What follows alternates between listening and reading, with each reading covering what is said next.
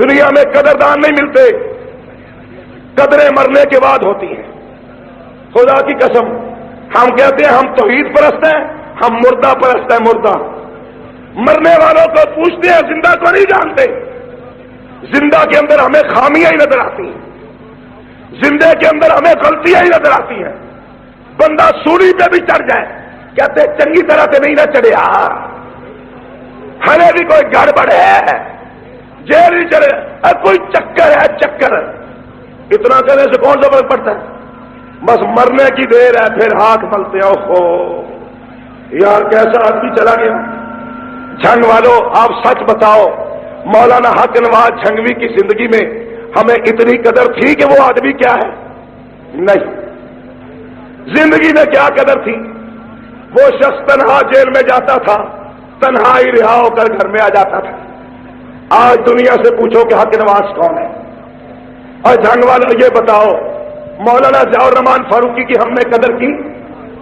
وہ جب کبھی آ جاتے سارے چاروں طرف سے گھیرے تھے، فاروقی صاحب ایسی ہوا، فاروقی صاحب ایسی ہوا۔ مرد تو مرد، عورتیں بھی ان کو نہیں چھوڑتی، کہتے یار بڑے تنگ کر دیں۔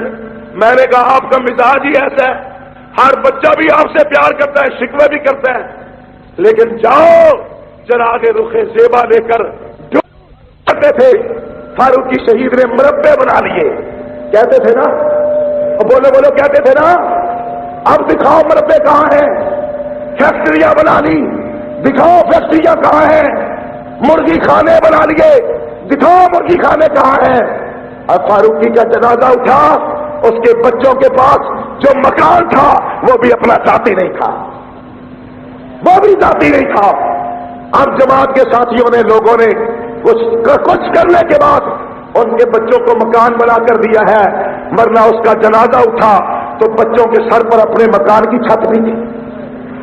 اور اشار القاسمی کو دیکھ لو، ایم ایل اے تمہاری گلیوں میں راتوں کو پہرا دینے والا، اور زندگی میں کوئی قدر نہیں تھی، وہ چلا گیا تو جیب سے 1 روپیہ نکلا تھا، جانے کے بعد قدر ہوتی ہے۔ ہم زندوں کو نہیں مانتے، خیر بات یہ ہے وہ بھی جب تک زندہ تھے یا جو بھی زندہ ہے وہ آپ کو راضی کرنے کے لیے کام کرتے ہی نہیں ہے۔ میں تو سیدھا کہتا ہوں، میں ذرا منہ پھاٹوں نا سیدھا ہی بات کہہ دیتا ہوں، اسی تھوڑے کو کوئی ڈر دے تو سیدھی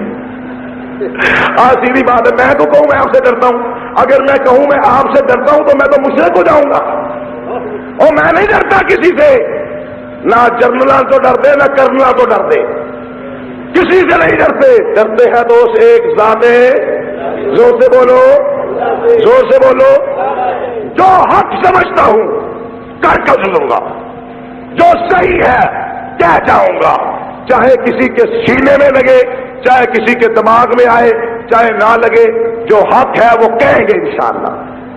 کسی سے ڈرنے کی ضرورت ہے